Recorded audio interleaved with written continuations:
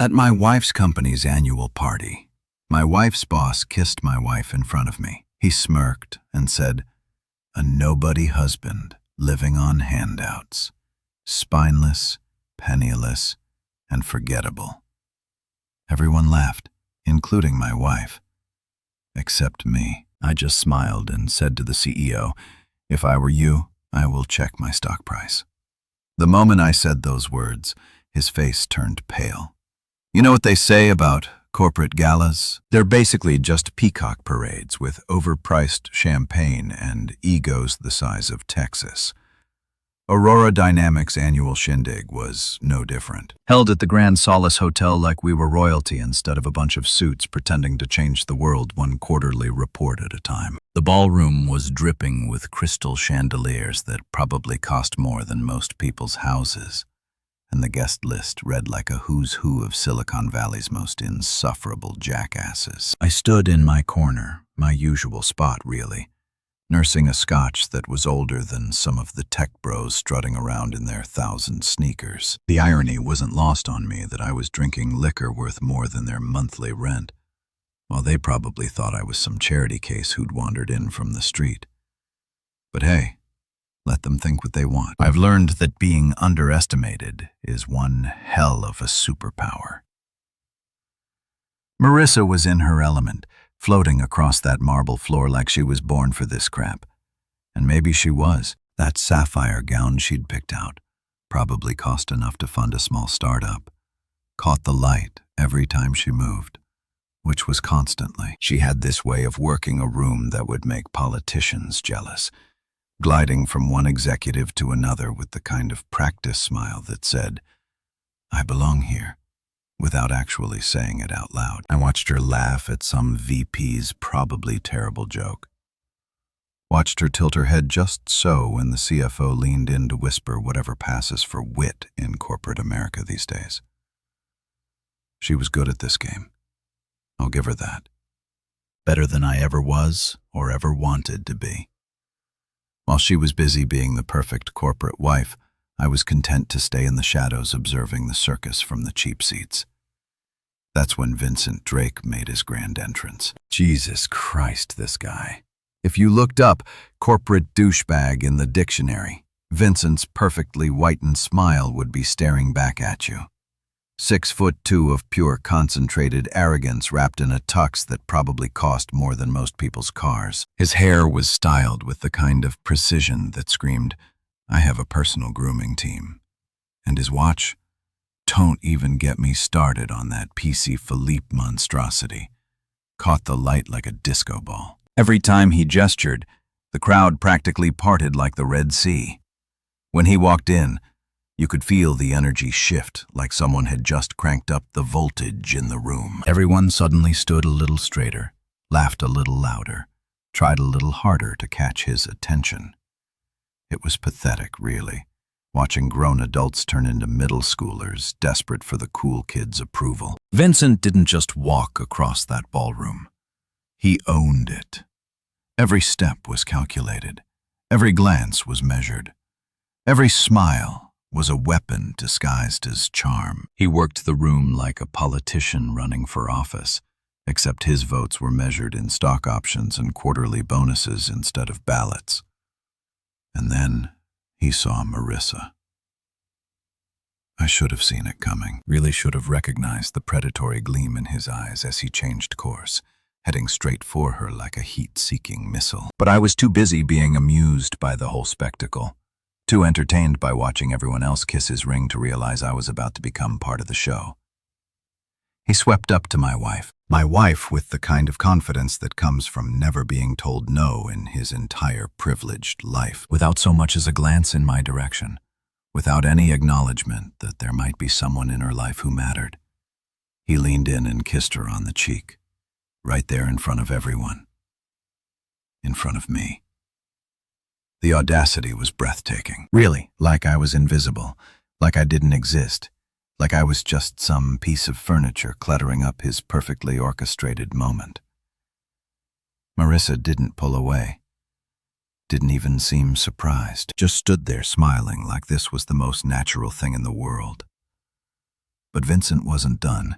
Oh no, that would have been too easy. He finally turned to look at me, and that's when his face lit up with the kind of cruel amusement that bullies perfect in elementary school and never quite grow out of.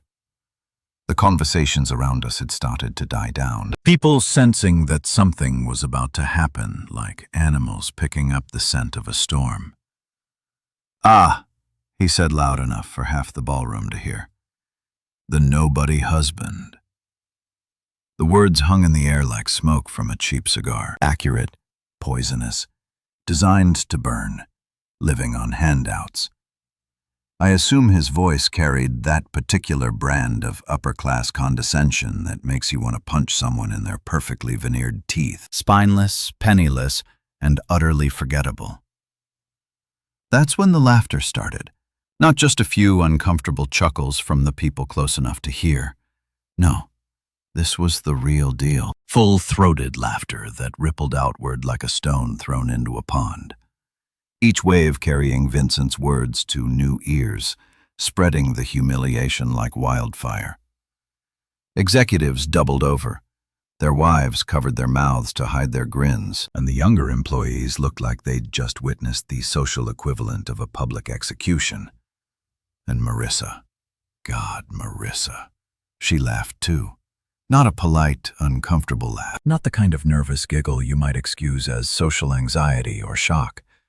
This was genuine amusement. Like Vincent had just delivered the punchline to the funniest joke she'd heard all year. Like the idea of me being anything other than a nobody was absolutely hilarious. That hurt more than all of Vincent's words combined. I could handle being insulted by some overpaid CEO with a Napoleon complex, but watching my own wife laugh at my humiliation, that was a knife between the ribs twisted just for good measure. But here's the thing about being underestimated. It gives you options. I could have done what everyone expected. I could have slinked it away with my tail between my legs, maybe mumbled some weak comeback that would have only made things worse. I could have played the part of the humiliated nobody husband, given them the show they wanted. Instead, I did something that surprised even me. I walked toward Vincent. Not fast, not angry, not like some wounded animal looking for a fight. Just calm, deliberate steps across that marble floor. My scotch still in hand, my expression as neutral as Switzerland. The laughter died away as people realized this wasn't going according to script. Vincent's grin widened as I approached, probably thinking I was coming over to apologize or maybe thank him for the honor of insulting me in public.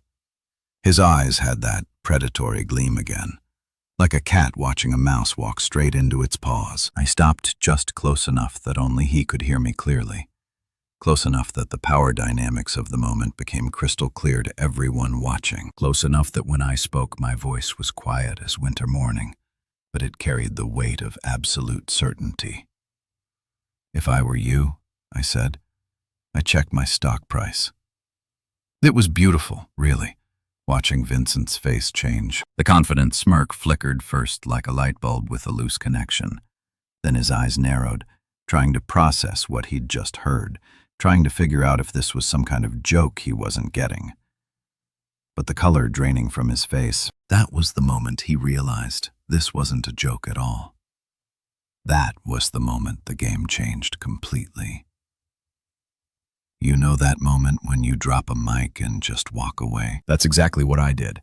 Except instead of a microphone, I just dropped a verbal bomb that was about to detonate Vincent's entire world. The look on his face, pure, unfiltered panic masked by rapidly crumbling arrogance, was worth every second of humiliation I'd endured over the past 3 years of playing the nobody husband. I turned on my heel and walked straight toward the exit, not bothering to look back at the crowd that was probably still trying to process what the hell had just happened. The conversations around me had died to a whisper like someone had hit the mute button on the entire ballroom. I could feel their eyes boring into my back, could practically hear their brains working overtime trying to figure out if they just witnessed a breakdown or a power play. The massive double doors of the Grand Solace Hotel's ballroom had never looked more welcoming. Behind me, I could hear Vincent's voice louder now, probably trying to regain control of the narrative. "Security," he was saying, like I was some kind of threat that needed to be removed. Poor bastard had no idea that I could buy and sell his security team before breakfast. I handed my empty scotch glass to a confused-looking waiter and stepped through those doors into the marble-lined corridor. The hotel's lobby stretched out in front of me, all gold leaf and crystal, the kind of over-the-top luxury that was supposed to make you feel important, but mostly just felt cold. My footsteps echoed off the marble floors as I made my way toward the main entrance. Each click of my dress, shoes marking another step away from the biggest performance of my life. The doorman, some kid who probably made more in tips tonight than most people made in a month, held the door open with the kind of professional smile that said he'd seen plenty of wealthy people having meltdowns. "Good evening, sir," he said, like nothing unusual was happening. Like men in thousand suits didn't storm out of corporate galas every night. And then I was outside.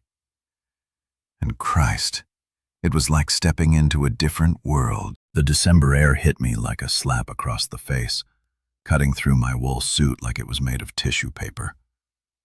Chicago winters don't mess around. They grab you by the throat and remind you that Mother Nature doesn't give a damn about your net worth or your stock portfolio. The wind whipped between the downtown buildings, carrying the smell of snow and car exhaust and that particular urban mixture of ambition and desperation that defines every major city.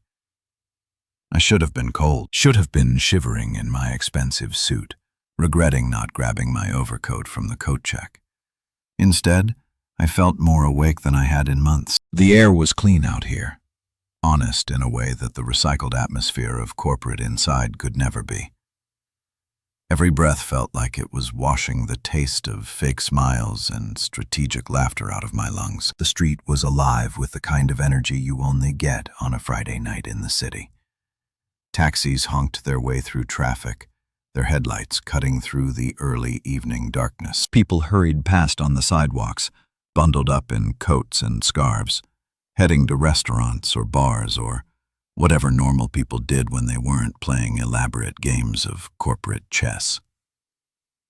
I'd made it maybe half a block when I heard them, the rapid-fire click-click-click of high heels on pavement, getting closer and more frantic with each step.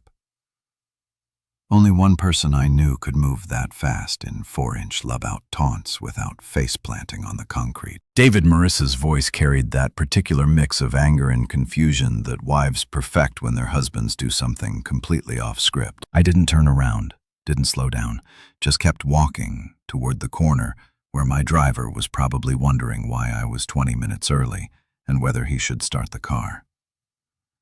"David, wait!" The clicking got faster, more desperate. I could picture her trying to navigate the sidewalk in that sapphire gown, probably regretting her shoe choice, but too stubborn to slow down. Part of me, a bigger part than I wanted to admit, was curious about what she'd say. What possible explanation she could offer for laughing along with Vincent's public humiliation routine. She caught up to me at the corner, slightly out of breath. Her perfect hair mussed from the wind. Her cheeks were flushed, either from the cold or the exertion, or maybe just from the sheer audacity of chasing her husband down a public street in evening wear. "What the hell was that about?" she demanded, grabbing my arm like she could physically force me to engage with her. "What did you mean back there? What was all that about stock prices?" I looked down at her hand on my sleeve, then up at her face, even angry and confused, even with her makeup slightly smeared from the wind. She was beautiful. That kind of polished, refined beauty that money and good breeding and excellent genetics combined to create. The kind of beauty that opens doors and smooths over awkward conversations and makes people assume you must be worth knowing. But beauty without loyalty is just decoration. And tonight in that ballroom when it mattered most, she'd chosen to be Vincent's decoration instead of my partner. "You laughed," I said simply. Her grip on my arm loosened slightly. "What?" "When Vincent called me a nobody, when he said I was spineless and penniless and forgettable. You laughed. The words came out flat, matter of fact, like I was reading items off a grocery list instead of describing the moment my marriage cracked down the middle. She opened her mouth, probably to deny it or explain it away or tell me I was being too sensitive. But then she closed it again, because we both knew what had happened. We both knew that in that moment of truth, when she had to choose between her husband and her social standing, she'd made her choice crystal clear. "David, I know," I said, pulling my arm free from her grip. "You don't get to explain this away. You don't get to tell me I misunderstood, or that it didn't mean anything. I saw your face, Marissa. I heard your laugh. And for the first time in 3 years, I know exactly where I stand with you." The wind picked up, sending a plastic bag skittering across the street like urban tumbleweed. Marissa wrapped her arms around herself, trying to keep warm in a dress that was designed for climate-controlled ballrooms, not Chicago sidewalks in December. "You think you know me," I continued, surprised by how calm my voice sounded. "You think you know what I am, what I'm capable of, what I'm worth. You've been living in our house, spending our money, building your career on foundations you never bothered to understand." "Our money," she said, and there was something dangerous in her voice. "Now, David, you haven't worked in 2 years. You spend your days in that basement pretending to... Pretending to what?" The question hung in the air between us like a challenge. "Go ahead, finish that sentence. Tell me what you think I've been pretending to do down there." She didn't answer because she couldn't. She had no idea what I actually did in that basement office. No curiosity about how we afforded our lifestyle. No interest in anything beyond her own carefully curated version of reality. "You want to know what that was about in there?" I asked, nodding back toward the hotel. "That was about Vincent making a very expensive mistake. He just humiliated the wrong nobody in front of the wrong crowd." I pulled out my phone and showed her the screen. Aurora Dynamics stock ticker updating in real time. Even in the dim streetlight, she could see the numbers. Could see that something was very, very wrong with Vincent's empire. Her face went pale, but whether it was from the cold or from what she was seeing, I couldn't tell. "What did you do?" she whispered. "What I should have done 3 years ago," I said, putting the phone back in my pocket. "I stopped pretending to be someone I'm not." A taxi pulled up to the curb and I realized my driver must have gotten tired of waiting. Perfect timing, really. I opened the door and looked back at Marissa one more time. Standing there on the sidewalk in her beautiful dress, looking lost and confused, and maybe for the first time like she was starting to understand that she'd married a stranger. "You can catch a ride home with one of your new friends," I said. "I'm sure Vincent would be happy to help you out. That is, if he's not too busy dealing with his stock price." I got in the taxi and gave the driver my address. Through the rear window, I watched Marissa standing on that corner, her breath steaming in the cold air, finally starting to realize that tonight hadn't been about pride at all. It had been about power, and she'd just discovered she'd been living with the wrong man entirely. The taxi ride home was a blur of street lights and late-night Chicago traffic, but my mind was already 3 steps ahead, running through scenarios and contingencies like a chess master planning his endgame. 20 minutes later, I was standing in my own driveway looking up at the house that Marissa thought we could barely afford. A modest 2-story colonial in Lincoln Park that screamed upper middle class, trying to look wealthy to anyone who bothered to look. If they only knew the truth about what lay beneath those unassuming suburban walls. I let myself in through the front door, tossing my keys onto the marble-topped console table that Marissa had insisted we needed for proper entertaining. The house was dark and quiet, filled with the kind of expensive silence that comes from good insulation and neighbors who mind their own business. Everything was exactly as we'd left it.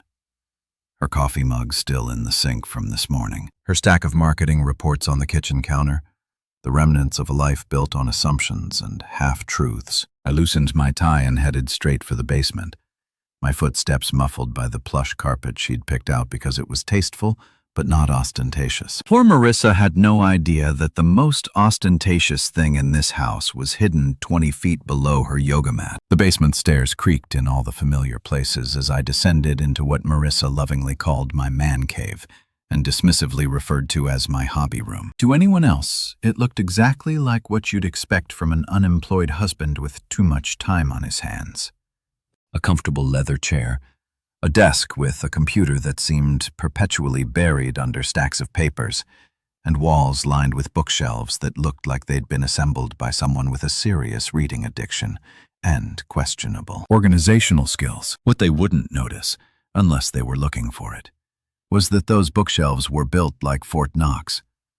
I walked over to the section containing my collection of business biographies. Ironic, really, considering I was about to add a new chapter to corporate history that would make those stories look like bedtime tales. Running my fingers along the spine of barbarians at the gate, I found the hidden release mechanism that would have made James Bond proud. The entire section swung inward with the kind of smooth, silent precision that only comes from German engineering and a budget that doesn't include the phrase cost-effective solutions. Behind it was a biometric scanner that cost more than most people's cars. The kind of security system that government agencies use to protect state secrets and billionaires use to protect their real net worth. I pressed my palm against the scanner and waited for the soft beep that meant I was about to enter the real nerve center of my operation. The steel door that slid open was 6 inches thick and designed to withstand everything short of a direct nuclear strike. Because when you're playing the kind of game I've been playing for the past 3 years, paranoia isn't a character flaw. It's a survival skill. The room beyond looked like something out of a cyberpunk novel. All sleek surfaces and multiple monitors displaying real-time data feeds from markets around the world. This wasn't some weekend warriors trading setup. This was a command center that would have made hedge fund managers weep with envy. Every screen showed a different piece of the puzzle I'd been assembling.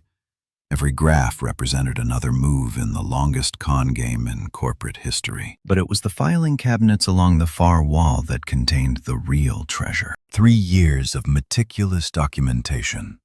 Every shell company registered. Every stock purchase recorded. Every legal maneuver documented with the kind of obsessive detail that would make forensic accountants orgasm. I'd learned early in my career that in the world of high-stakes business, the guy with the best paperwork wins. I pulled open the top drawer of the center cabinet and retrieved a thick folder marked Aurora Dynamics Final Phase. Inside were corporate filings that told a story Vincent Drake had never bothered to read.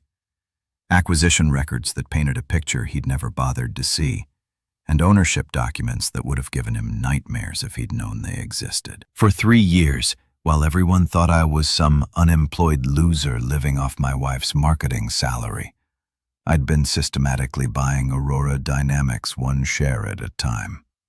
Not directly, of course. That would have triggered disclosure requirements and raised uncomfortable questions.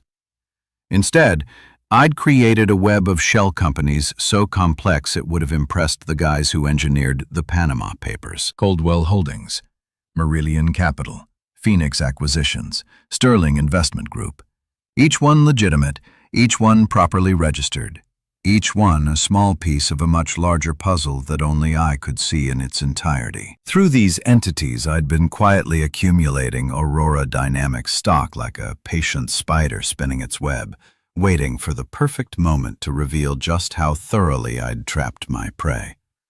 The numbers were beautiful in their simplicity. 93.2% ownership of Aurora Dynamics, spread across 47 different shell companies in 12 different jurisdictions. Vincent thought he was the king of his castle, but the truth was he'd been living in my house all along, playing with my toys, completely oblivious to the fact that I could evict him anytime I felt like it. I pulled out my secure phone.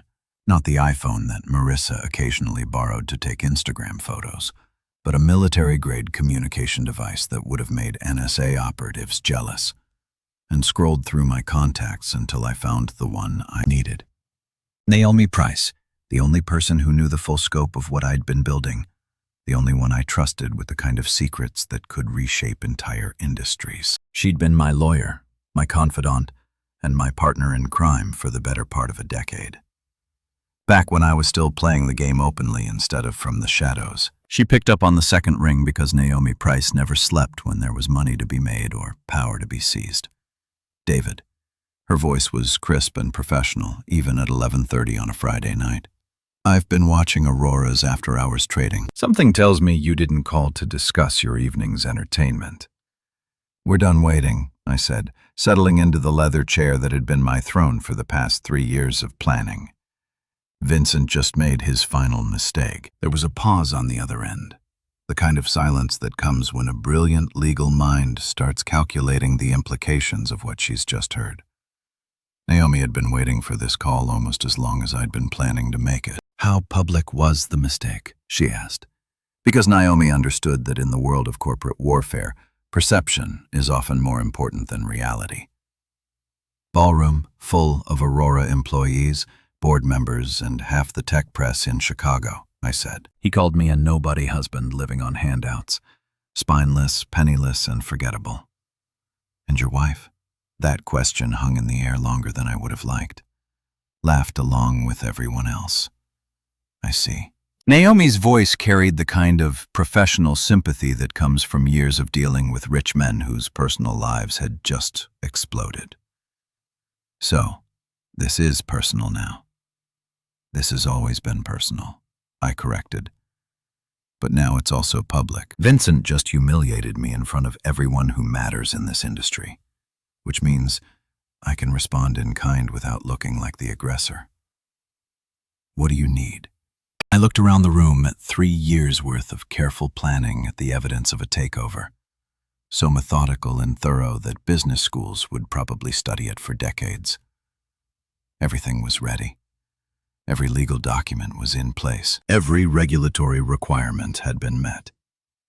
All I needed was someone to pull the trigger. I need you to file the disclosure paperwork first thing Monday morning. I said, I need an audit team ready to move on Aurora's headquarters, and I need Vincent Drake to understand that when you humiliate a nobody, you better make sure he's actually a nobody first. Consider it done, Naomi said, and I could hear the predatory satisfaction in her voice. This is going to be fun. No, I corrected her, looking at the monitors showing Aurora's stock price starting to fluctuate as after-hours traders began to react to whatever rumors were already starting to spread. This is going to be beautiful. I hung up the phone and leaned back in my chair, surrounded by the evidence of the most elaborate corporate takeover in recent history. 3 years of patience. 3 years of being underestimated. 3 years of watching Vincent Drake strut around like he owned the world, never realizing that the world already belonged to someone else. Tomorrow, the real game would begin. But tonight, in the quiet of my secret command center, I allowed myself a moment to savor the anticipation. Vincent Drake had no idea what was coming for him. He was about to find out that the nobody husband had very sharp teeth. Monday morning in downtown Chicago has its own particular energy. A mixture of caffeine addiction, weekend regret, and the kind of aggressive ambition that makes people walk faster and talk louder than anywhere else in the Midwest. Aurora Dynamics headquarters rose 37 floors into the gray December sky, a gleaming monument to the tech boom and Vincent Drake's ego built with glass and steel, and the kind of architectural arrogance that screamed, "We're changing the world," to anyone who'd listen. I pulled into the private executive garage at exactly 7:45 a.m. Timing that wasn't accidental. Vincent was notorious for arriving at 8 sharp, which gave me just enough time to set the stage for what was about to become the most expensive 15 minutes of his life. My Tesla Model S, a gift to myself that Marissa thought we'd financed through some imaginary loan, whispered into the parking space reserved for board members, right next to Vincent's ridiculous Lamborghini that he probably thought made him look successful instead of compensating for something. The executive elevator required a special access card, the kind that Vincent handed out to maybe 6 people in the entire company. What he didn't know was that I'd had one for the past 2 years. A little insurance policy that my friends in corporate security had been happy to provide once they understood who was really signing their paychecks. The elevator rose smoothly and silently, giving me a perfect view of the Chicago skyline as I ascended toward what was about to become Vincent's worst day in corporate America. Naomi was already waiting in the lobby when the doors opened, looking like the kind of lawyer who could foreclose on your soul and make you thank her for the privilege. She brought friends, a team of auditors from Diote, who looked like they'd stepped out of a fever dream about financial accountability, each one carrying briefcases that probably contained enough paperwork to bury Vincent's entire executive team. "Good morning, David," Naomi said with the kind of smile that sharks probably use right before they start eating. "Beautiful day to restructure a corporation, don't you think?"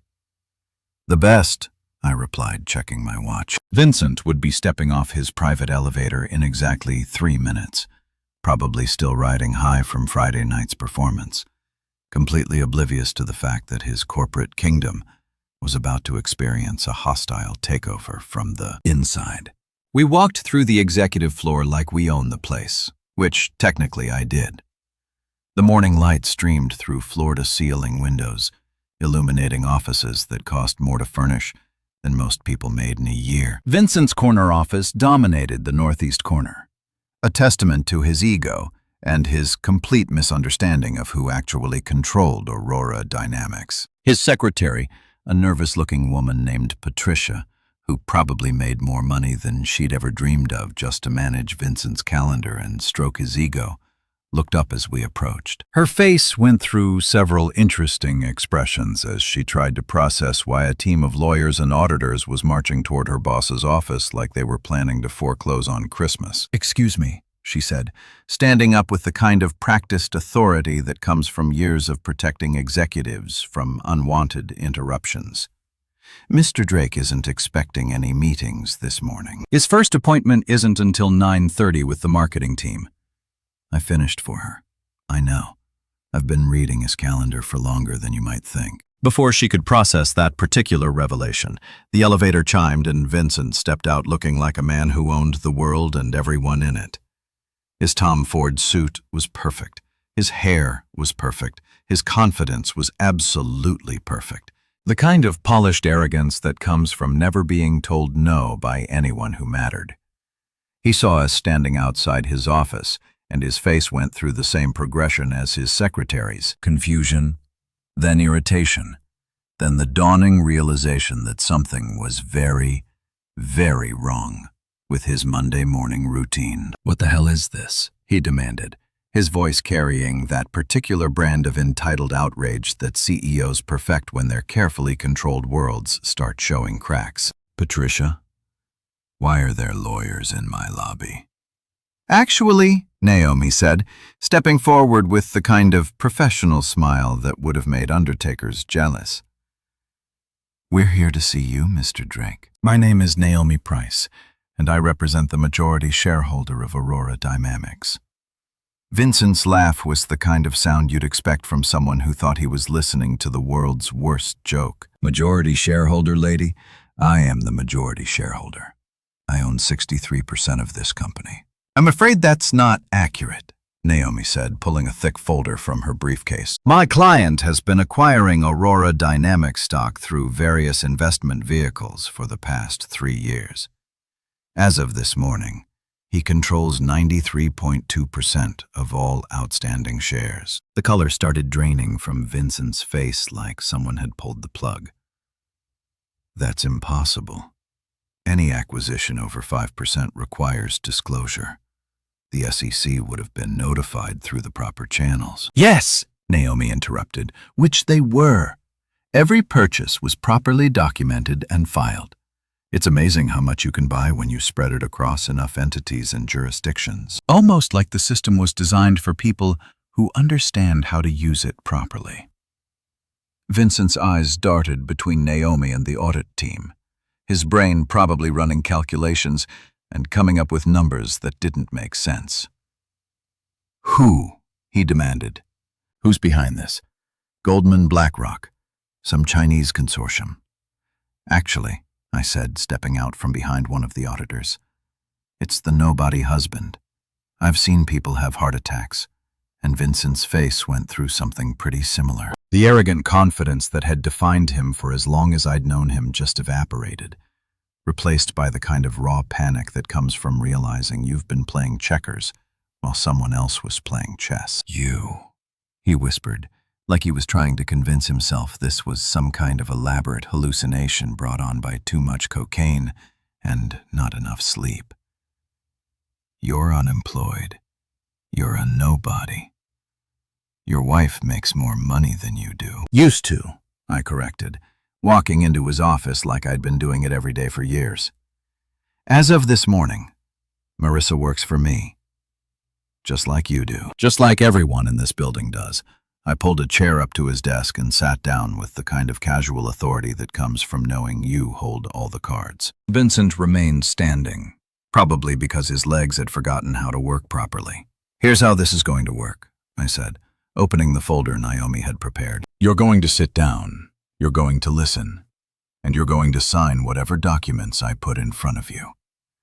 Because the alternative is a very public audit of every decision you've made as CEO, followed by a shareholder lawsuit that will make your divorce look like a parking ticket." "This is insane," Vincent said, but he sat down anyway. "You can't just what? Can't buy a publicly traded company. Can't exercise my rights as a majority shareholder. Can't remove executives whose behavior is detrimental to the firm." I slid a document across his desk, the kind of legal paperwork that would have made constitutional lawyers weep with joy. Page 17, subsection C. Any executive who engages in conduct detrimental to the company's reputation can be removed by a majority vote of the shareholders. Vincent's hands were shaking as he picked up the document. "What conduct? What are you talking about?" "Friday night," I said simply, kissing another man's wife at a company function in front of employees, board members, and half the tech press in Chicago. That's sexual harassment, creating a hostile work environment and conduct detrimental to the firm, all rolled into one incredibly expensive mistake. The realization hit him like a freight train. "You planned this. I've been planning this for 3 years. I corrected. Friday night was just the excuse I needed to make it look justified instead of personal. Although, let's be honest, it's definitely personal now. Naomi placed another stack of documents on the desk. "These are your termination papers, effective immediately. Security will escort you from the building once you've signed." Vincent looked around his office, the awards on the walls, the expensive art, the view of Chicago that he'd thought made him king of the world. "You're making a mistake," he said, but his voice had lost all its authority. "I built this company. I made it what it is. You managed it. I corrected. There's a difference. And frankly, you weren't even very good at that." He signed the papers with the kind of defeated resignation that comes from realizing you've been outplayed by someone you never saw coming. When he was done, I stood up and straightened my tie. "Security will be up in 5 minutes to collect your personal items," I said. "Try not to steal anything on your way out. We'll be auditing everything anyway." As Vincent was led out of his own office in handcuffs made of humiliation and corporate paperwork, I sat down in the chair that had been his throne for the past 5 years. Through the floor-to-ceiling windows, Chicago stretched out below me like a kingdom waiting to be ruled. Naomi was right. This was going to be beautiful. News travels fast in the corporate world, especially when it involves a CEO getting escorted out of his own building, like some kind of white-collar criminal. By the time I pulled into my driveway at 6:30 that evening, I'd already received 17 congratulatory calls, 43 text messages, and enough LinkedIn notifications to crash a small server. Word was spreading through Chicago's business community like wildfire, and everyone wanted to be the first to kiss the ring of the new king of Aurora Dynamics. But the person I was most interested in hearing from was already waiting for me in our living room, and she did not look happy. Marissa was pacing back and forth across our hardwood floors like a caged panther, still wearing the burgundy pencil skirt and soaked blouse she'd worn to work that morning, back when she thought she worked for Vincent Drake instead of her own husband. Her heels clicked against the wood with the kind of sharp staccato rhythm that usually meant someone was about to get their ass handed to them. She'd probably been pacing for hours, working herself up into the kind of righteous fury that wives perfect when their husbands do something completely outside the bounds of normal marital behavior. Like, say, secretly buying a multinational corporation and firing their boss on a Monday morning. "You fired my boss." She exploded the moment I walked through the front door, not even bothering with a hello or how was your day, dear. "Do you have any idea what this does to me? What this does to my career? What this does to my reputation?" I hung my coat in the closet and took my time loosening my tie, letting her get it all out. There's a certain art to handling an angry spouse, and step one is always letting them vent before you point out all the ways they're wrong. Marissa had a lot of venting to do. "Everyone at work is talking about it," she continued, her voice rising with each word. "The security footage of Vincent being walked out like some kind of criminal is all over the company's Slack. People are asking me if I knew, if I was part of it, if my marriage is some kind of corporate espionage operation." She stopped pacing long enough to glare at me, her green eyes flashing with the kind of anger that comes from feeling completely out of control. "And you know what the worst part is?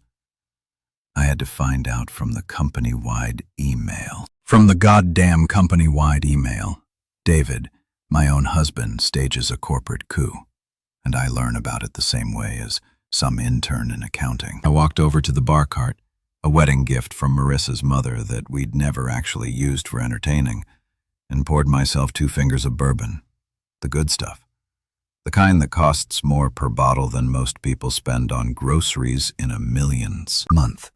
Because if you're going to have a marriage-defining conversation, you might as well do it with proper alcohol. "Want a drink?" I asked, holding up the bottle. "I want an explanation," she snapped. "I want to know how my unemployed husband somehow managed to buy Aurora Dynamics without me knowing about it. I want to know where the money came from. I want to know how long you've been lying to me." That last one hung in the air between us like smoke from a gun. Lying as if keeping secrets and outright deception were the same thing. As if I'd somehow betrayed her by not sharing every detail of a 3-year corporate acquisition while she was busy laughing at my humiliation in public. I took a sip of the bourbon and let it burn down my throat before I answered. "I never lied to you, Marissa. I just never told you the whole truth. That's the same thing." "No," I said, walking over to the couch and sitting down like we were having a casual conversation about the weather instead of the complete implosion of our marriage. Lying would have been telling you I was unemployed when I wasn't. The truth is, I've been working harder for the past 3 years than I ever worked when I had a traditional job. She stared at me like I just announced I was actually an alien from Mars. Working. Working at what? "You spend all day in the basement playing on your computer, managing a portfolio worth approximately $800 million, I said casually. Because sometimes the best way to deliver life-changing information is like you're ordering coffee, orchestrating the acquisition of a Fortune 500 company, building the kind of financial empire that most people only dream about. The color drained from her face so fast I was worried she might actually faint. She grabbed the back of the armchair for support, her knuckles going white against the expensive fabric she'd picked out because it was sophisticated but approachable. 800 million, she whispered. That's just the liquid assets, I clarified. The real estate holdings, investment properties, and various business interests push it closer to 1.2 billion. But who's counting? She sat down hard in the armchair like her legs had suddenly forgotten how to hold her up. That's impossible. We live in a middle-ass house, we drive normal cars, we shop at Target sometimes, for Christ's sake. Because that's what you wanted, I said, leaning forward to look her in the eye. You wanted to live like normal people. You wanted to blend in with your marketing friends and their mortgage payments and their 2-week vacations in Florida. So I gave you that life. But the money, where did it come from? How long have you had it? I took another sip of bourbon and settled back into the couch. Remember when we first met, when you thought I was some mid-level software engineer at a startup that nobody had heard of? She nodded, probably remembering those early days when she'd thought she was dating down doing charity work by going out with some nerdy tech guy who drove a Honda Civic and wore the same 3 shirts in rotation. That startup was mine. I said I founded it, built it, and sold it to Google for $1.8 billion, 6 months before we got married. The software engineer story was just easier than explaining that I was worth more than most small countries. The silence that followed was the kind you usually only hear in churches and libraries. Heavy and profound and filled with the sound of someone's worldview completely shattering. Marissa just stared at me, her mouth slightly open, like she was trying to process information that didn't fit into any of the categories her brain had prepared for this conversation. "Why?" she finally asked. "Why didn't you tell me?" "Because I wanted to know if you'd love me for who I was, not what I was worth," I said. Because I'd been burned before by women who saw dollar signs instead of a person. Because I wanted a real marriage, not a business transaction in the basement. All this time you've been running investments, managing acquisitions, building the kind of financial empire that takes decades to create and about 5 minutes to destroy if you trust the wrong people. I set my glass down on the coffee table, the crystal making a soft clink against the wood. The Nobody Husband act was just good cover. Amazing how invisible you become when people think you're irrelevant. Marissa was crying now, tears streaming down her face as 3 years of assumptions crumbled around her. "I mocked you," she whispered. "At the party. I laughed when Vincent called you a nobody." "You did? I thought you were just some loser I was supporting. I thought I was the successful one in this marriage." "You were supporting me," I said, and there was no sarcasm in my voice now, just the kind of bone-deep hurt that comes from watching the person you love choose your humiliation over your dignity. "Just not financially." She looked around our living room at the furniture she'd picked out, the art she'd chosen, the life she'd built, thinking she was married to someone completely different than the man sitting across from her. "So, what happens now?" she asked. "With us, with everything." I stood up and walked over to the window, looking out at the neighborhood full of people living normal lives with normal problems and normal amounts of money in their checking accounts. "Now you have to decide if you can love the man you actually married," I said, "instead of the man you thought you were settling for." Behind me, I could hear her sobbing quietly, the sound of someone realizing that their entire life had been built on a foundation of misunderstandings and missed opportunities. "The company is mine now," I continued. "Aurora Dynamics, the foundation I've been building, the investments, the real estate, all of it. You can be part of that empire, or you can keep living like the wife of a nobody. Your choice." I finished my bourbon and headed toward the stairs. "I'll be in the basement if you need me working." 3 weeks later, Aurora Dynamics was humming like a finely tuned machine that had finally gotten the oil change it desperately needed. Walking through the headquarters now was like visiting a completely different company, the kind of transformation that business schools would probably study for decades, assuming they could figure out how one man had managed to flip an entire corporate culture in less than a month. Gone was the atmosphere of fear and backstabbing that had defined Vincent's reign. No more executives spending half their day plotting against each other and the other half kissing Vincent's ass. No more meetings that existed solely to stroke his ego or validate his latest half-baked idea about disrupting the disruption. The whole building felt lighter, like someone had opened all the windows, and let the toxic air finally escape. I'd been spending most of my time in Vincent's old office. My office now. Watching the company transform from the inside out. The view of Chicago was still spectacular, but it felt different somehow. Less like a throne room and more like a command center for people who actually gave a damn about building something meaningful. The best decision I'd made was promoting Clara Hutt to interim CEO. Vincent had kept her buried in the engineering department for 3 years, probably because she was smarter than him and he knew it. Clara was the kind of brilliant that made you feel inadequate just standing next to her. MIT grad, Stanford MBA, and a mind that could solve problems Vincent couldn't even identify. She was sitting across from my desk now, reviewing the quarterly projections with the kind of focused intensity that had made her legendary among the engineering staff. While Vincent had been busy playing politics and smoozing investors, Clara had been quietly fixing every technical problem he'd created and preventing about a dozen disasters he'd never even known were coming. Revenue's up 18% since the leadership change, she said, not bothering to hide her satisfaction.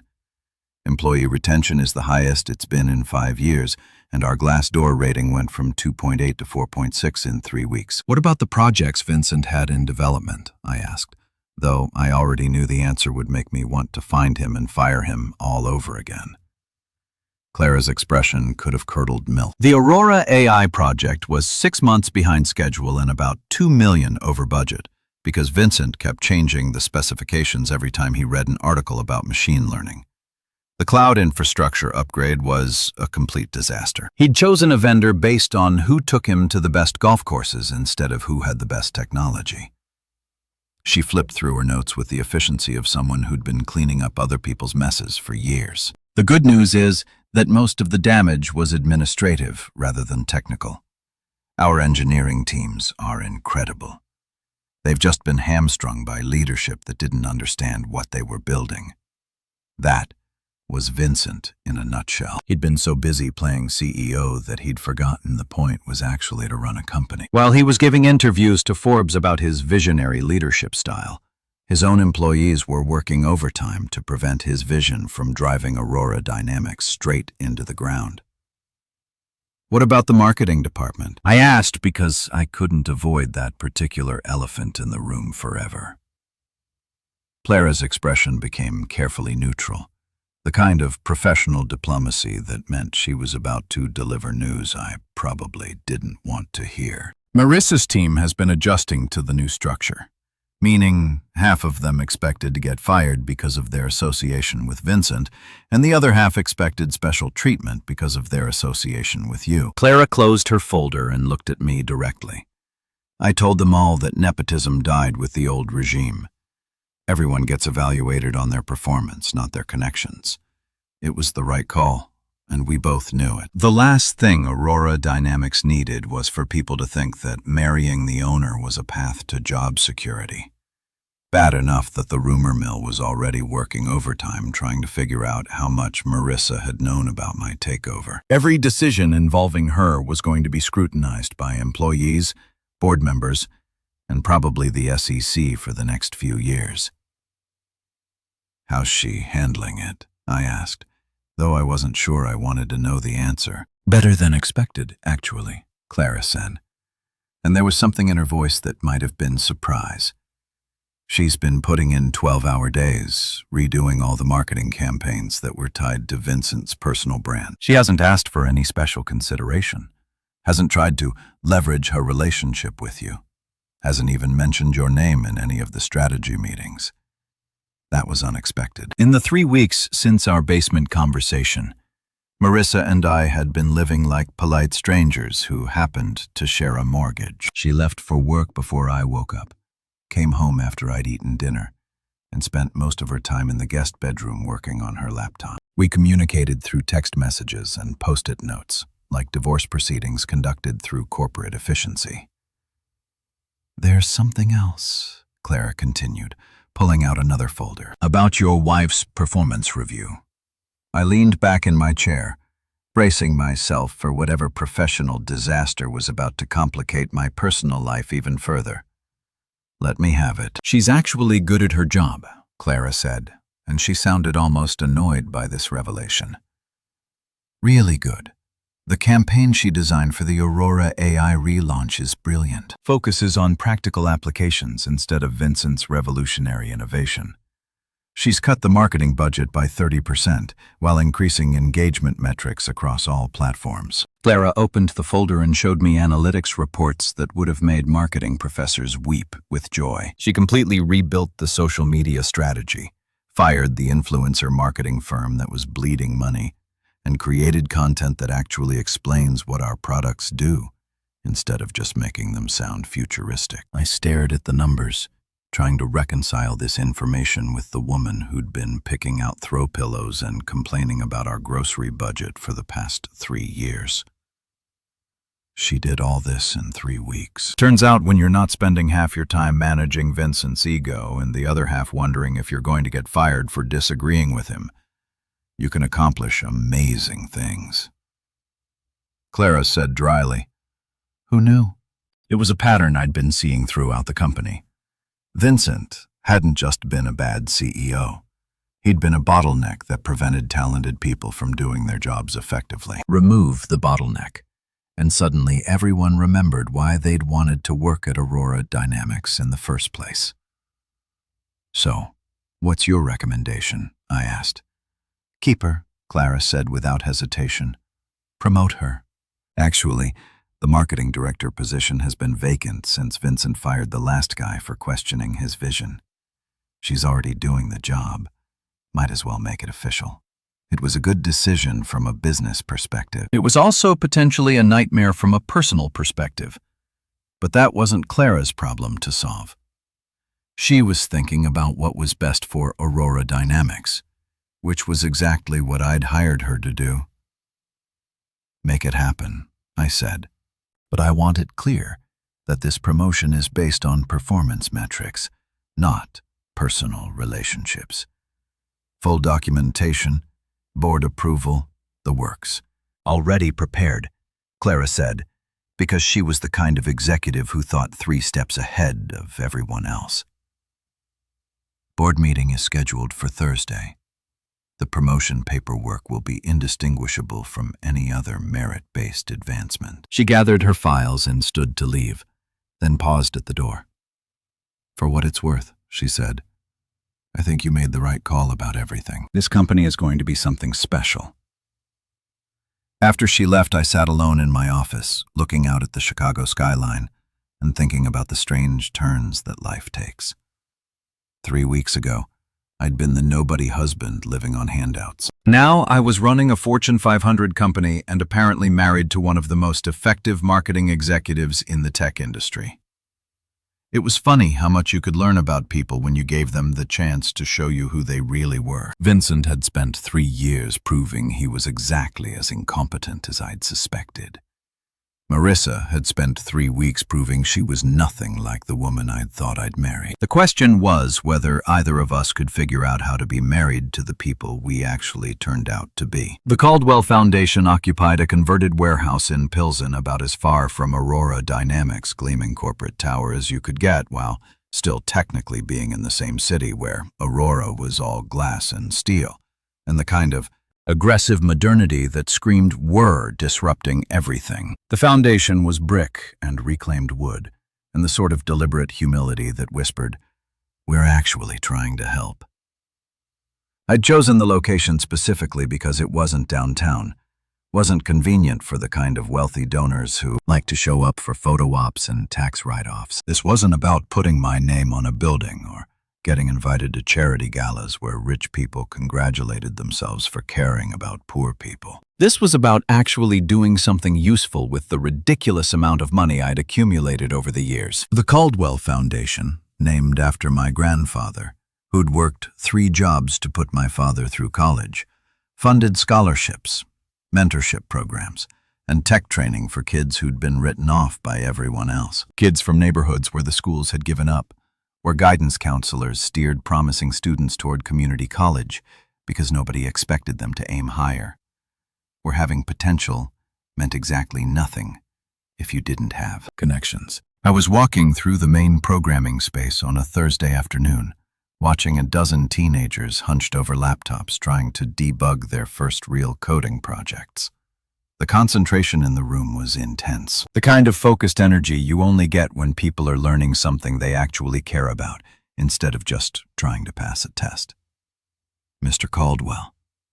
A voice called from across the room. Angela, a 17-year-old from Humble Park who'd been in the program for 6 months, was waving me over to her workstation. I think I broke my code again. I walked over and looked at her screen where she was trying to build a website for her mom's catering business. The HTML was clean. The CSS was elegant, but there was a JavaScript error that was making the whole thing crash every time someone tried to submit an order form. What do you think the problem is? I asked. Because the best way to teach coding is to let people figure out their own mistakes. Angela squinted at the screen, tracing through her code line by line. Oh God, is it the semicolon on line 47? What do you think? She deleted the extra semicolon, refreshed the page, and watched her order form submit perfectly. I swear semicolons are going to be the death of me. Wait until you start working with Python, I said.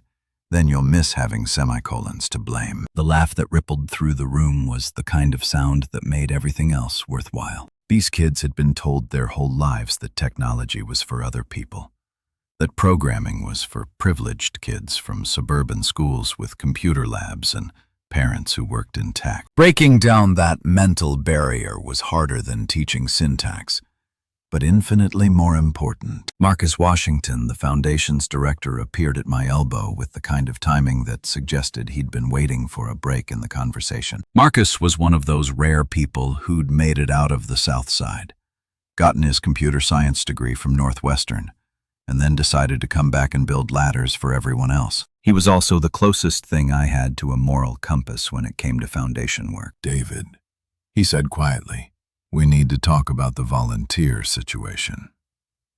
I followed him into his office, a converted storage room that he decorated with programming books, motivational posters that weren't entirely ironic, and photos of graduates who'd gone on to college or tech jobs, or other victories that nobody had expected. What's the problem? I asked, settling into one of the mismatched chairs that made up our conference area.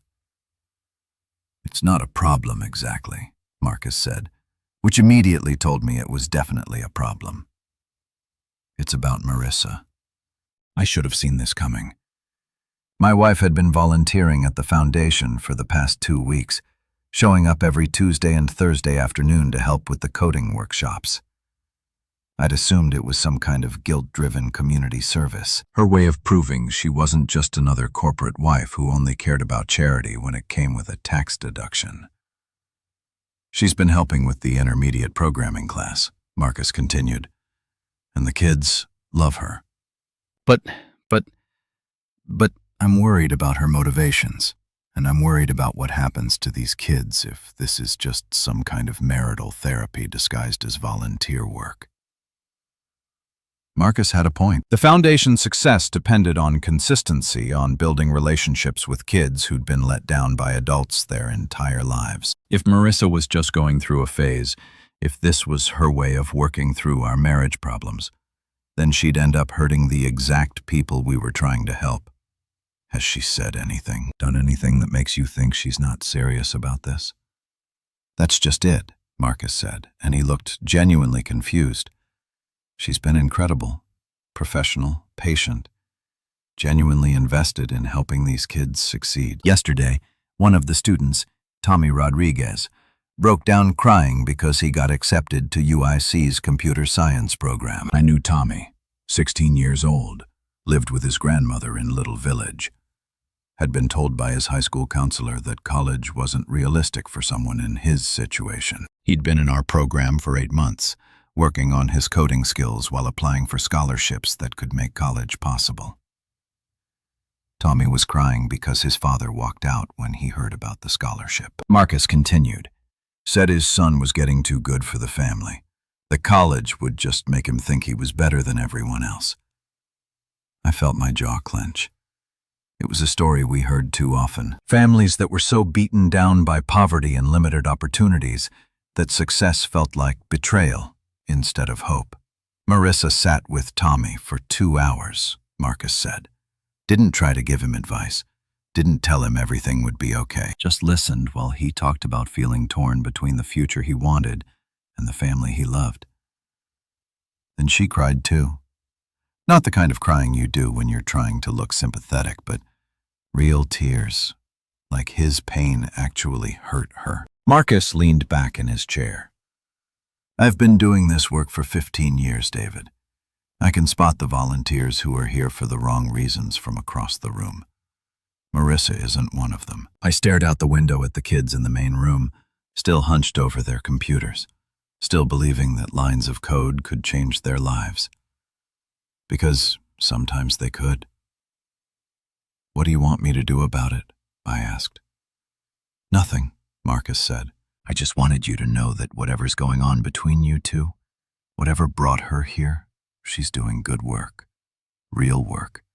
These kids need her. That afternoon, I found myself staying later than usual, watching Marissa work with a group of 8th graders who were building their first websites. She was wearing jeans and sneakers instead of her usual business attire, her hair pulled back in a ponytail, looking more relaxed than I'd seen her in months. She was kneeling next to Maria Santos, a 13-year-old whose family had moved to Chicago from El Salvador 3 years ago.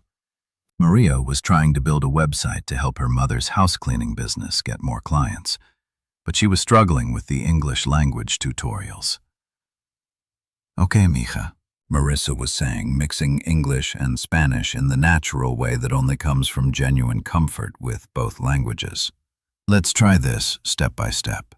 Quieres KGA la Gina cuando alwin click in este bon. I watched Maria's face light up as she explained her vision in rapid Spanish. Watch Marissa nod and ask questions and help translate those ideas into HTML and CSS. There was something different about my wife in this context. More patient, more present, more genuinely herself than I'd seen her in years. When the session ended and the kids started packing up their laptops, I walked over to where Marissa was cleaning up. Marcus says, "You've been doing good work here," I said. She looked up at me, and for a moment I saw something vulnerable in her expression. "These kids are incredible," she said simply. "They're so hungry to learn, so willing to work for something better. It makes everything else seem what? Small," she finished. "Petty. All the things I thought mattered. The right house, the right job, the right social circle. It all seems so stupid when you meet a kid like Tommy who's willing to lose his family for the chance to go to college." I watched her gather the scattered cables and power adapters, moving with the efficiency of someone who'd done this routine dozens of times before. "Why?" I asked. "Why are you really here?" She stopped what she was doing and looked at me directly, because for the first time in 3 years I'm doing something that actually matters. And because I needed to remember who I used to be before I got so caught up in trying to be someone else. As we walked out of the foundation together, I realized that maybe we'd both been pretending to be people we weren't. The question was whether we could figure out how to be real with each other, or if it was already too late for that kind of honesty. 3 months after Vincent's kiss heard round the corporate world, I found myself back in the same ballroom at the Grand Solace Hotel. Except this time, the nameplate at the head table read, Aurora Dynamics New Year Celebration instead of Annual Gala. Same marble floors, same crystal chandeliers, same overpriced champagne. But everything else had changed so completely that it felt like walking into a parallel universe where things had actually turned out right. The energy in the room was different. Instead of the nervous tension and ass-kissing competitions that had defined Vincent's parties, there was something that felt almost like genuine celebration. People were actually talking to each other instead of just positioning themselves for strategic networking opportunities. The laughter sounded real instead of performative. It was what a corporate event looked like when the employees didn't hate their jobs. I stood at the bar, the same spot where I'd been nursing scotch and feeling invisible 3 months ago, watching Clara work the room with the kind of natural leadership that made Vincent's aggressive glad-handing look like amateur theater. She moved from group to group, actually listening to what people said instead of just waiting for her turn to talk, asking about their projects and their families and their ideas for making Aurora Dynamics even better. The difference between a CEO who cared about the company and one who cared about being CEO was written all over the faces of our employees. They looked proud to be here instead of obligated. They looked like they worked for a company that was going somewhere instead of one that was just trying to survive its own leadership. David Caldwell, a voice said behind me, and I turned to see Jonathan Pierce, the tech writer from Chicago Business Journal, who'd covered Vincent's dramatic exit with the kind of gleeful precision that only comes from watching someone you never liked get exactly what they deserved. Mind if I ask you a few questions about Aurora's transformation? Shoot, I said, because avoiding the two press would have been pointless.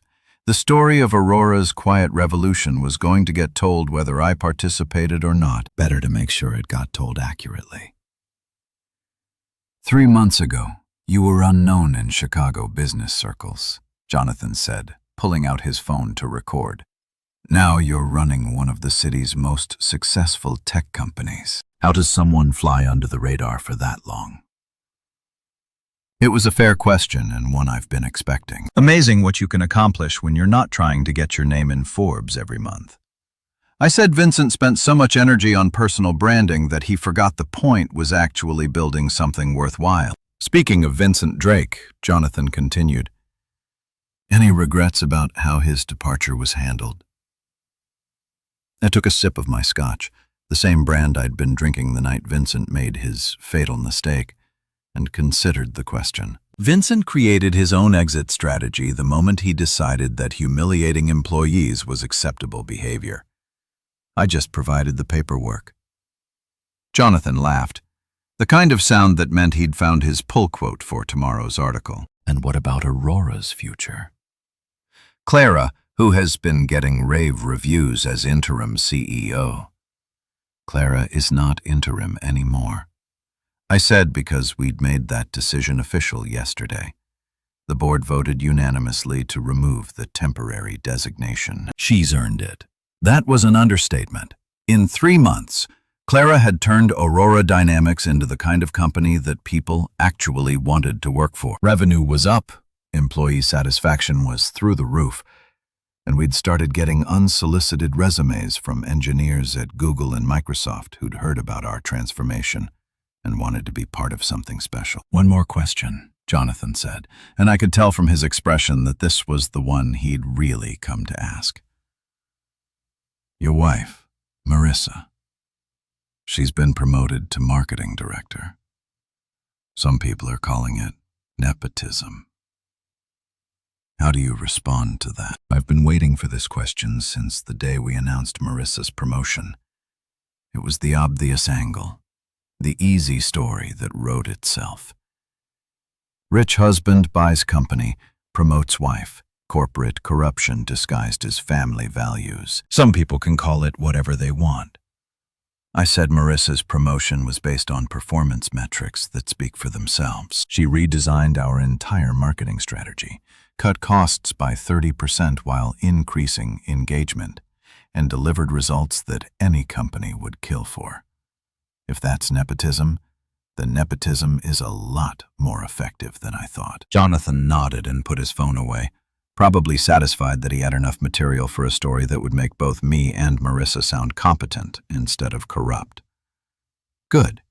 The last thing Aurora Dynamics needed was a scandal about executive favoritism, especially when the favoritism was entirely imaginary. As Jonathan walked away to interview other people, I found myself scanning the crowd for Marissa. She was sitting at a table in the second row wearing a simple black dress that was elegant without being flashy, professional without being cold.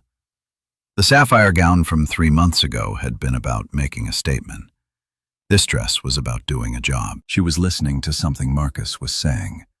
He'd been invited as a representative of the foundation, nodding with the kind of genuine attention that couldn't be faked. Over the past 3 months, I'd watched her change in ways that had nothing to do with our marriage, and everything to do with finding work that actually mattered to her. The marketing campaigns she'd created for Aurora weren't just effective, they were honest. Instead of Vincent's revolutionary innovation, she'd focused on practical applications, real benefits, actual solutions to problems that people actually had. It was marketing that treated customers like intelligent human beings instead of wallet-carrying idiots. And the results spoke for themselves. Ladies and gentlemen, Clara's voice came through the sound system, drawing everyone's attention to the small stage at the front of the ballroom. Thank you for joining us tonight to celebrate not just the new year, but the new Aurora dynamics. The applause was immediate and genuine, the kind of response you get when people are actually proud of where they work. Clara waited for it to die down before continuing. 3 months ago, this company was struggling. Not because we lacked talent. We've always had incredible people. Not because we lacked vision. Our teams have been innovating for years. We were struggling because leadership had lost sight of what actually matters. She paused, looking out over the crowd of employees who'd been working overtime to rebuild Aurora's reputation and restore its mission. Tonight I want to introduce you to the man who reminded us what good leadership looks like. Someone who could have come in and cleaned house, who could have imposed his will from the top down, but instead chose to listen, to learn, and to build something better together. David Caldwell. The applause that followed was different from the polite corporate clapping I'd expected. It was sustained, enthusiastic, grateful. The sound of people who genuinely appreciated what had happened to their workplace. I walked up to the stage, not because I'd planned to give a speech, but because sometimes the moment calls for it. 3 months ago, I said into the microphone, Aurora Dynamics was a company where politics mattered more than performance, where loyalty was more important than innovation, where fear was considered a management tool. I looked out over the crowd, seeing faces that looked hopeful instead of worried, excited instead of anxious. Tonight, we're a company where good ideas come from everywhere, where doing excellent work is the only currency that matters, where people feel safe to take risks because they know their leadership has their backs. The applause started again, but I held up a hand to continue. That transformation didn't happen because of me. It happened because of all of you. Because you chose to believe that Aurora Dynamics could be something better. And then you did the work to make it happen. I found Marissa in the crowd sitting in the second row, tears streaming down her face. Not tears of embarrassment or anger like that night 3 months ago, but something that looked like pride mixed with understanding, mixed with maybe, possibly hope. The company we're celebrating tonight isn't the one we inherited, I said. It's the one we built together, and that's worth celebrating. As I walked back to my table, the applause following me like a wave, I caught Marissa's eye across the room. She smiled, a real smile, not the practiced corporate expression she'd perfected over the years, but something genuine and warm and full of possibility. For the first time in 3 months, I smiled back.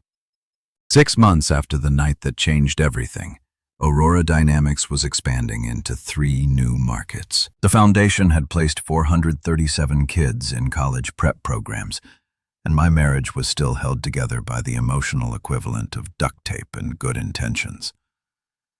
Progress apparently came in many different forms and at wildly different speeds. I was standing in my home office, the real one upstairs, not the secret command center in the basement, watching through the window as Marissa knelt in our backyard next to Emma Rodriguez, Tommy's 12-year-old sister, who'd started coming to our Saturday morning coding sessions. What had begun as an informal extension of the Foundation's programming had somehow evolved into a weekly gathering of neighborhood kids who wanted to learn how to build websites and mobile apps. Emma was staring at her laptop screen with the kind of intense concentration that meant she was either on the verge of a breakthrough or about to throw the computer across the yard in frustration. Programming had that effect on people. It was either the most logical thing in the world or an incomprehensible puzzle designed by sadistic computer scientists who enjoyed watching normal people suffer. "You got it?"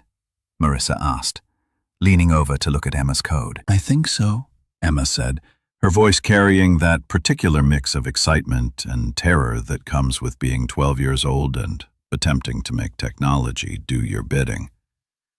"But what if I break it?" "Then we'll fix it," Marissa said simply. That's what the save button is for. I watched Emma's face light up as her first mobile app, a simple calculator that she designed for her mother's house cleaning business, compiled without errors, and actually did what it was supposed to do. The whoop of joy that followed was loud enough to wake the neighbor's dog, who started barking in sympathetic celebration. "Mr. David," Emma called, waving her laptop over her head like a trophy. "It works! My app actually works." I walked outside to inspect her achievement because celebrating small victories was something I'd learned was crucial to keeping kids engaged with coding. The app was simple, just basic arithmetic functions with a clean interface, but Emma had built it herself from concept to completion, and that was no small thing.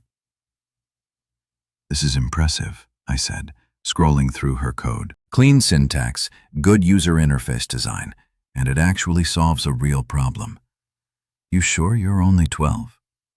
Emma giggled, the kind of sound that reminded you why teaching kids anything was infinitely more rewarding than managing executives who thought they already knew everything. We were joined by Marcus, who'd started coming to these Saturday sessions partly to help With the programming instruction, and partly because he claimed our backyard barbecue was better than anything he could make in his apartment. He was carrying a plate of burgers that had been grilling while we worked because food was an essential component of any successful learning environment. "How many kids are we expecting next week?" he asked, settling into one of the patio chairs that had become permanent fixtures since we'd started hosting these gatherings.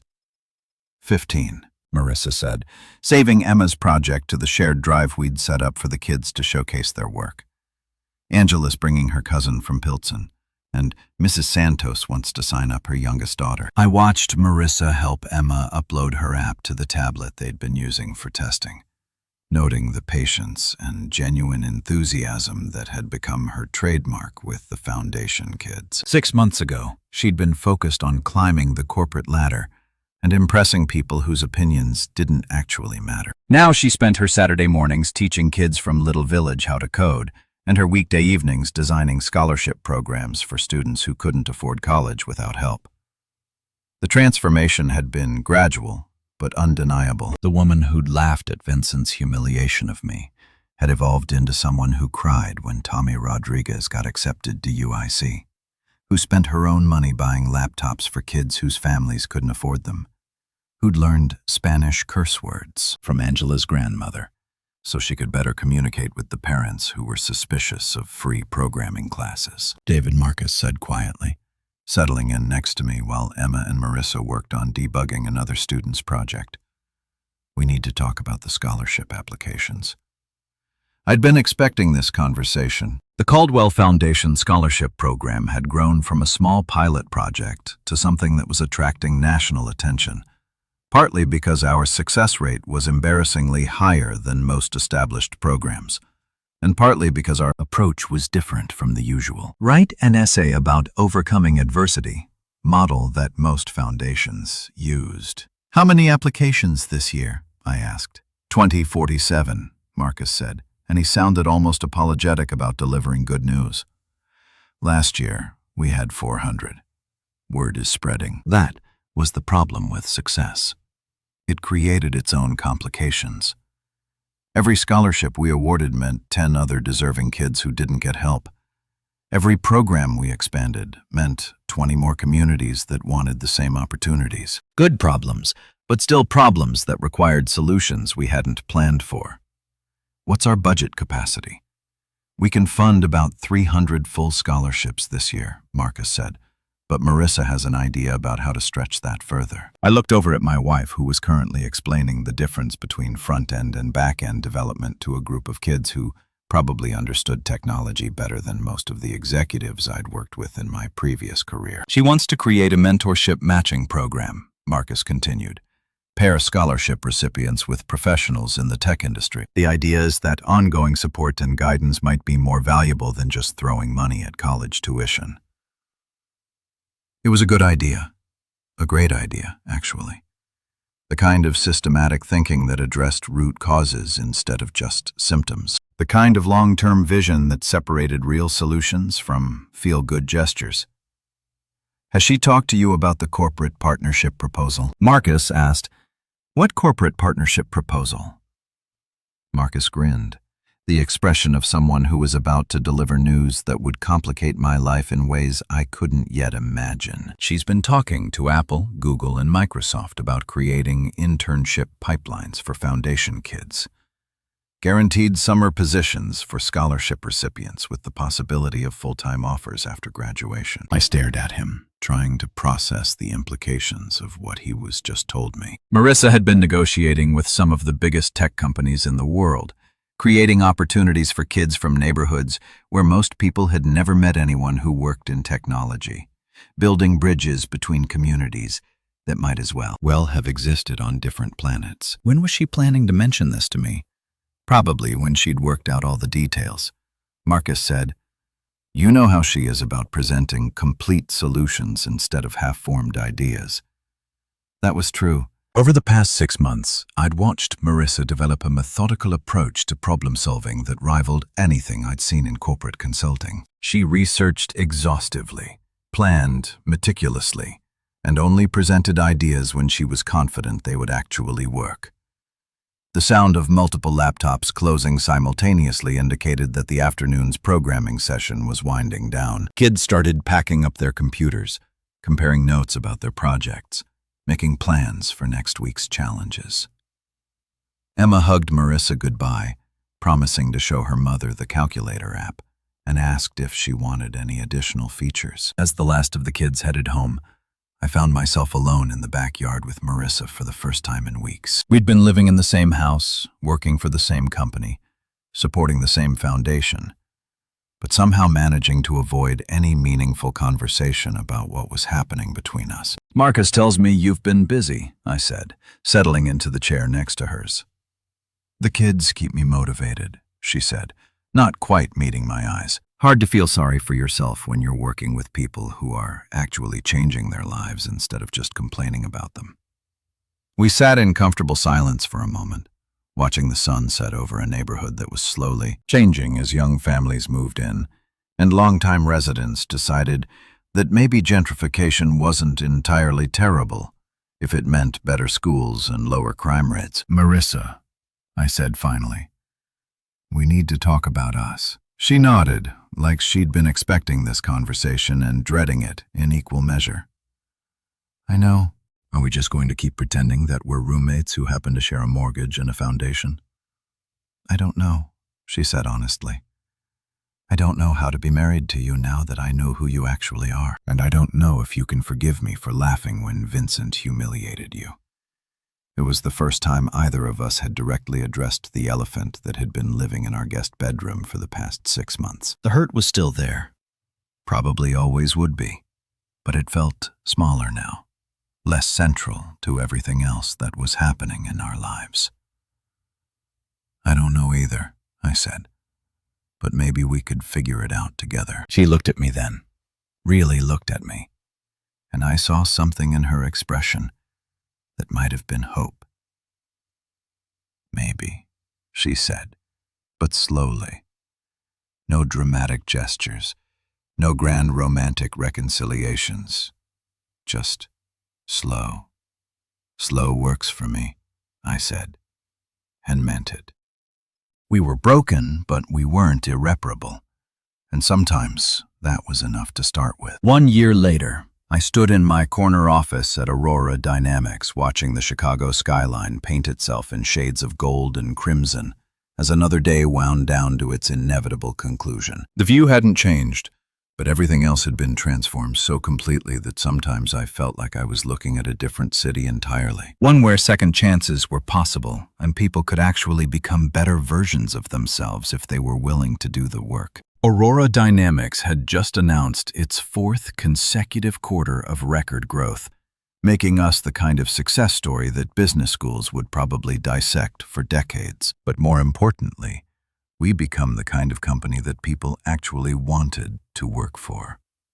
The sort of place where innovation mattered more than politics, where good ideas could come from anywhere, and where showing up every day felt like contributing to something meaningful instead of just collecting a paycheck. Clara had proven herself to be exactly the kind of leader I'd hoped she would be, the kind who made everyone around her better instead of just making herself look good. Under her guidance, Aurora had expanded into renewable energy systems, educational technology, and healthcare innovations that were actually improving people's lives instead of just generating quarterly reports that impressed shareholders. The Caldwell Foundation had grown into something that surprised even me. What had started as a way to give back had evolved into a nationwide network of programming schools, scholarship programs, and mentorship initiatives that were changing the trajectory of kids who'd been written off by everyone else. We placed over 2,000 students in college programs, created internship pipelines with major tech companies, and somehow managed to prove that investing in people from forgotten neighborhoods was actually good business. But the real transformation had happened much closer to home. Through my office window, I could see our backyard where Marissa was kneeling next to Sophia Martinez, a 9-year-old who'd been coming to our Saturday coding sessions for the past 3 months. Sophia was trying to build her first real program, a simple game where users had to solve math problems to make a character jump over obstacles. And from the expression on her face, she was either about to have a breakthrough or a complete meltdown. Marissa had been working with Sophia for weeks, teaching her not just the syntax of programming, but the kind of logical thinking that turned problems into puzzles waiting to be solved. It was patience work, the kind of teaching that required you to care more about someone else's success than your own schedule.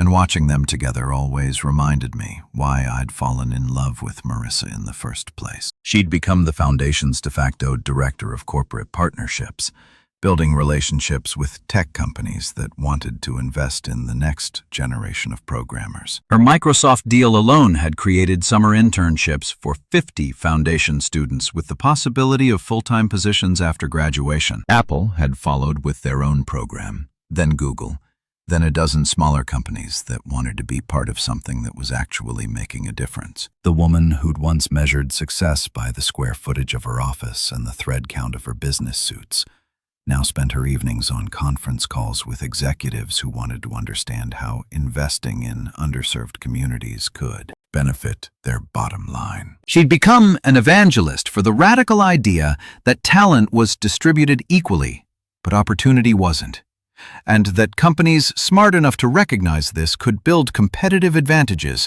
that lasted for decades. David, Clara's voice came through my office intercom, interrupting my afternoon surveillance of backyard programming lessons. Tommy Rodriguez is here to see you. Tommy walked into my office wearing a University of Illinois Chicago sweatshirt and the kind of confidence that comes from proving everyone wrong about what you're capable of achieving. He just finished his sophomore year in computer science, maintaining a 3.88 GPA while working part-time to help support his grandmother and volunteering with incoming Foundation students who needed someone to show them that college was actually possible.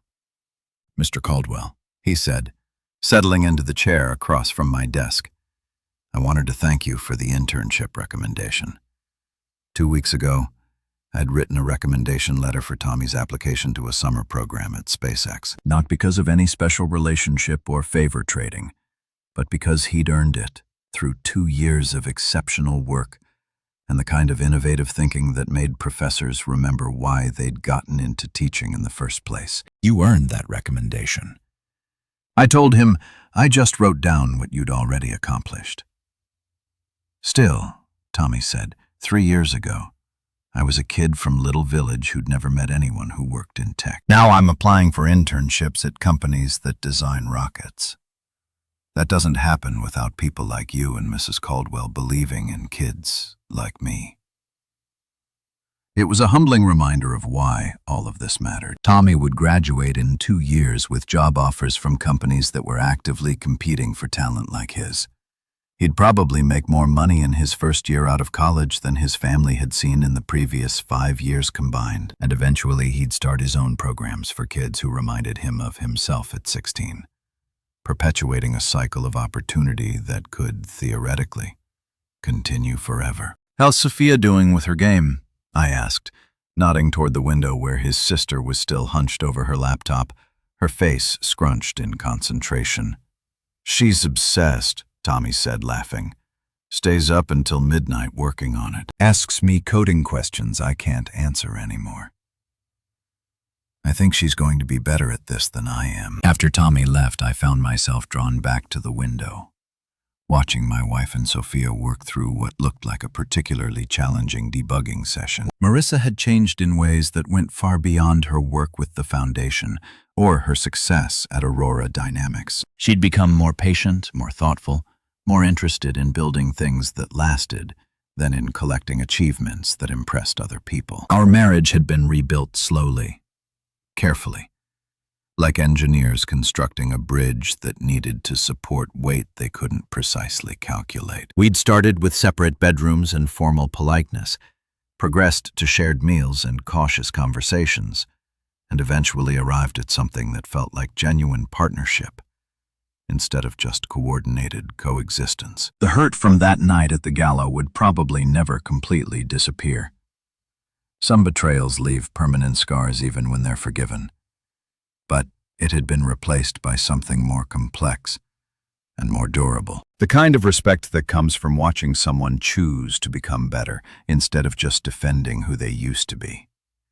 Marissa had spent a year proving that her laughter that night had been a mistake, not a character revelation. She'd chosen to build a life focused on helping people instead of impressing them, on creating opportunities instead of just taking advantage of them. The woman who'd once measured her worth by her proximity to corporate power now measured it by the number of kids who were getting chances they'd never expected to have. As I watched, Sophia's face suddenly lit up with the unmistakable expression of someone whose code had finally done what it was supposed to do. She jumped up from her laptop, nearly knocking it off the picnic table in her excitement, and threw her arms around Marissa in a hug that probably said more about successful teaching than any performance review ever could. Marissa looked up at my office window, caught me watching, and smiled. Not the practiced corporate smile I'd grown tired of over the years, but something genuine and warm and full of the kind of joy that comes from work that actually matters. I smiled back, meaning it completely, for the first time in longer than I could remember. The nobody husband was gone, replaced by someone who'd learned that real power came from building things instead of just owning them, from creating opportunities instead of just taking advantage of them, from being the kind of person that others could depend on instead of just someone they had to impress. Vincent Drake had been right about one thing. I wasn't the same man who'd stood in that ballroom a year ago, nursing a scotch and feeling invisible. That man had been hiding from his own potential, pretending to be smaller than he was, afraid of the responsibility that came with actually trying to change things. This man, the one watching his wife teach a 9-year-old how to code in their backyard, the one running a company that treated employees like human beings instead of resources, the one building programs that gave kids from forgotten neighborhoods the chance to dream bigger. This man owned every room he walked into, not because of his net worth or his corporate titles, but because he'd learned that the quiet person in the corner might not just be observing the game. He might own the entire board.